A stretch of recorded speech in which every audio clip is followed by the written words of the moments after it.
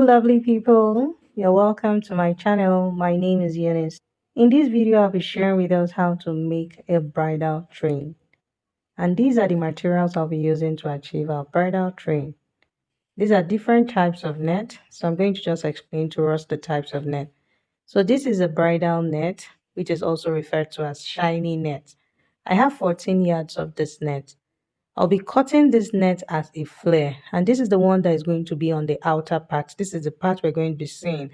So we'll have the others inside this net, and I said I'll be cutting it as a flare. So this is also a soft net. I'm talking about the second one now. This is a soft net. This is going to be gathered inside the shiny net, and I have 10 yards of that. And then this one is a hard net. I have just 2 yards of this hard net, and this will help us to achieve that standing effect for our bridal train. And then this small piece I have here, we're going to be using this for our waistband. That's to attach the train to it. And in length here, it is 2 inches on fold. And in width, I have 20 inches. The entire width is 20 inches. Now, I'll be stitching this band with 1/2 inch on both sides. So that means we're going to be left with 19 inches. The actual waist circumference of the client I'm making this bridal train for is 24 inches. And I already said that the band I have here is 20 inches, including my sewing allowance. So minus sewing allowance, we have 19 inches. So that means the band is 5 inches less than the actual waistline. This is because the train is not going to go round the waist. It's going to cover the back and just come to the front on one side and also come to the front on the other side, leaving the center front open. Okay? So this band is 19 inches in width because it will not cover round the waistline. So we're going to start with treating the shiny net, which is the one that will be on the outside, and that's the flare. So we'll go ahead and treat the flare first. So I'll keep the other nets aside while we go ahead and treat the flare. So to create our flare, we're going to be working with the entire waist measurement. The waist measurement of 24 inches. I already mentioned that the waist measurement we're working with is 24 inches. And we're going to be drafting a 90 degrees flare. So to draft a 90 degrees flare, we know that a full circle is 360 degrees, half of it is 180, and quarter of it is 90. So the flare we're going to be drafting is going to be a quarter flare, so which is 90 degrees. And to get the radius of this waist circumference of 24 inches, we're going to divide the waist circumference of 24 inches by 1.57. How did I come about my 1.57? When drafting a 360 flare, you divide your waist circumference by 6.28. That is for a full circle. Now, if you are making a 180 flare, you're going to divide the waist circumference by 3.14, which is half of 6.28. Now we are making a 90 degrees circle. So 90 degrees circle, which is a quarter circle. So we are going to divide that 6.28 by 4, and that will give us 1.57. So this 1.57 is what we are going to use to divide our 24 inches. So now 24 divided by 1.57, that will give us 15.2. So 15.2, we can just leave it as 15 inches. So the radius of a waist circumference of 24 inches when making a 90 degrees flare is 15.2 inches. And I said I'm just going to leave it as 15 inches. Now we have our radius, which is 15 inches. Then the next thing we're going to do is to calculate the length of the flare, to add the length of the flare. And the length of the flare is 60 inches. So 60 inches is the length of the flare plus the radius of 15 inches. That's going to give us 75 inches. So we're going to fold 75 inches. Luckily for us, the net I have here is about 76 inches. So we're just going to assume that the length is 75 inches already. So the next thing I'm going to do is to fold and get the width of same 75 inches. Already I said that the length is 75 inches. So I'm going to fold my net to get 75 inches. Now I'm going to just use this paper to show us how I'll be folding this. I'll keep on folding 75 inches till I exhaust the entire 14 yards of fabric. Okay, 14 yards of net. So let's use this paper so that we can understand clearly. Now, I already said that the length of my fabric of our net is 75 inches. So now these lines I'm drawing at the length, and here I have 75 inches. So now here is going to be the yardage area. So on this upper part, I'm going to measure 75 inches. So let's assume that this is our 75 inches. From the edge to this line I have here, this is 75 inches. So I'll fold it into two. So I have 175. Then I'll fold another 75. So now I have two 75s. Okay, then I'll fold again and I have three 75s. So I will keep folding till I exhaust my 14 yards. So in a situation where you keep folding and folding and you notice that as you're getting towards the end, you don't no longer have up to that 75. You don't need to fold the remaining, just cut it out because we need exactly 75 in length and we also need 75 in width. So right now I'm going to fold my 14 yards of net to achieve that 75 inches in length and 75 inches in width. So I'm going to fold it and place it on the floor so that we can cut our flare. So as you can see, my net is quite wide, so my table cannot carry it.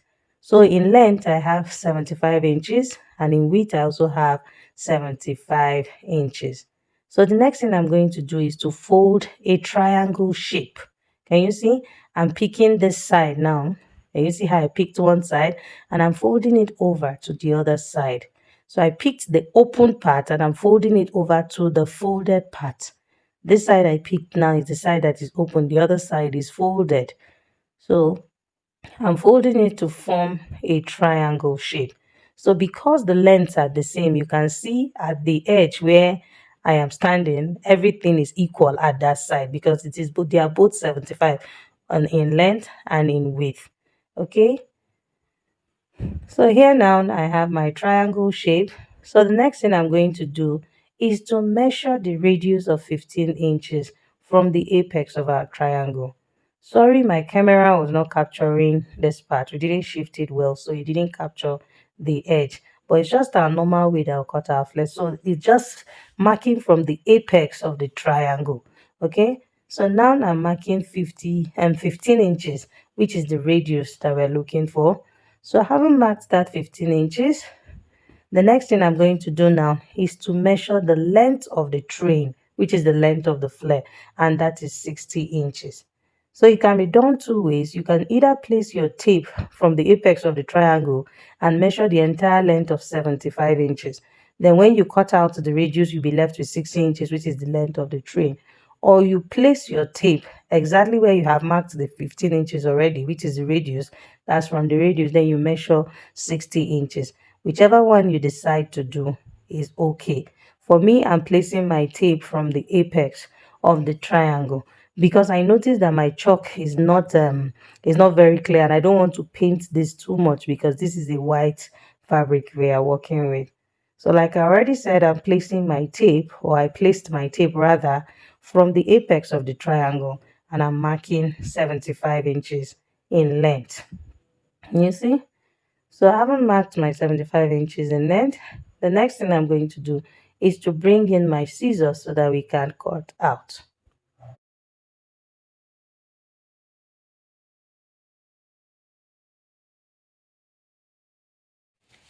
So after cutting out our 90 degrees flare, this is what it looks like. Can you see?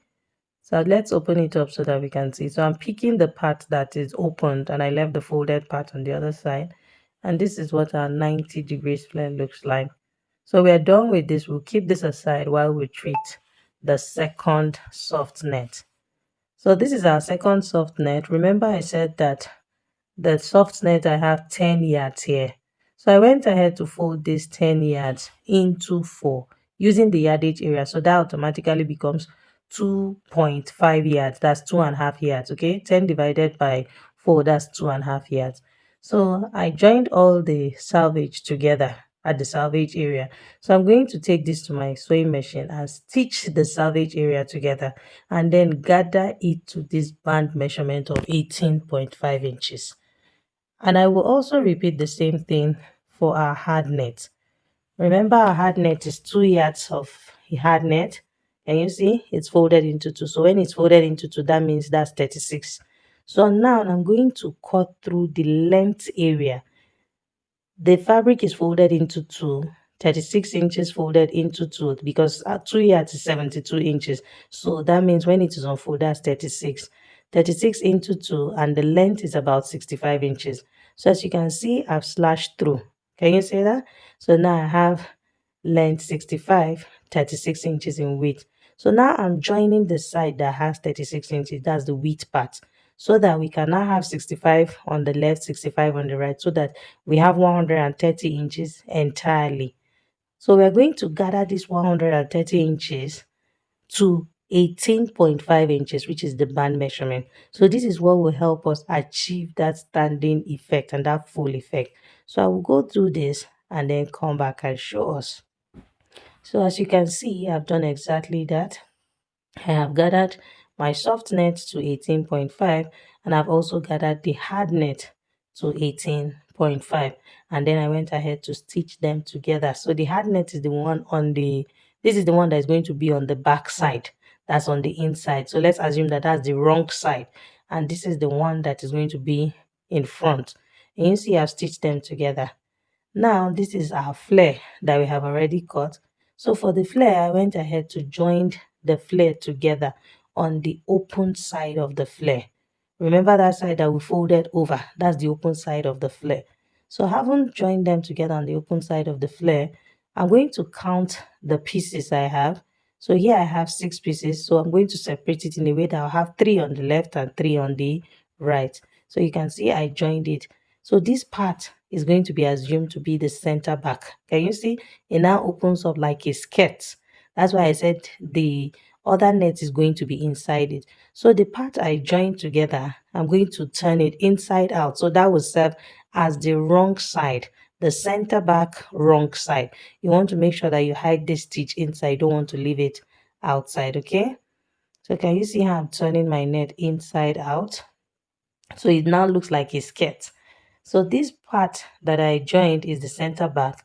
Then I'm also going to go ahead and just get the midpoint of the other side. So this is now assumed to be our center front. And you see that? So then next I'm going to fold these gathers here. I'll fold it into two and get the midpoint as well.